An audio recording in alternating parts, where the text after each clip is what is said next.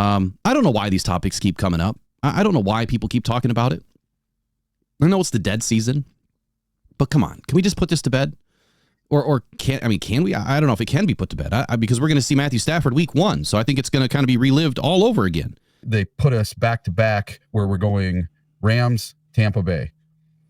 So it's just like the 2 playoff games again. It's going to be playoff atmosphere for those first 2 games. You watch, it is going to be just like a playoff game. The Lions are going to come out to play just like a playoff game. It's going to have the feel. It's going to have the aura in the stadium, everything.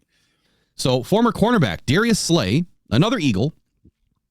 As we all know, C.J. Gardner-Johnson also had some choice words for the Lions fans, not only when he left, but also talking about some of the things that transpired while he was a Detroit Lion. So anyway, Darius Slay, now Philadelphia Eagle, been there for a while now, wasn't real thrilled with seeing how Stafford was treated or received by the fans, and something he recently expressed on the Green Light podcast with Chris Long. Here was his statement. He says, "I'm the biggest fan of Stafford because I played with him for 7 years. And I am a fan of Detroit. Man, 2 as well. Only thing I did not like about what Detroit did is when they said they booed him coming out. I don't know why he said they said this, but I understand it's the players, but Staff did a lot. Stafford is who he's talking about. He done took a lot of beatings for that city. He ain't never had none of the best O-line like that line got now." I don't know about the grammar there, but here's my final take on this. The boos were what they were. Eric, I don't know if you saw this or heard this podcast, but I watched it again this morning. I don't feel like these boos should be taken as any indication or indictment upon Lions fans that we don't like Stafford. Now, I know that there's been some that have had some choice words for Matthew Stafford, that he's not a Lion anymore and blah, blah, blah, blah, blah, blah. But he was, and he did a lot for the city. He did a lot for the team. But yes, when he enters Ford Field, you better believe that we are rooting for our team. And we are rooting for our quarterback.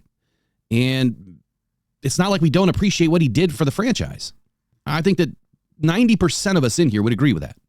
I feel the reaction was more likely just a result of the situation, Eric. I don't know what you think, but I feel like, this is the first situation that the Lions were in a long time, being in a playoff game at home since 93 versus the Packers. This was a huge game, not just for fans, but the city and the team, the organization.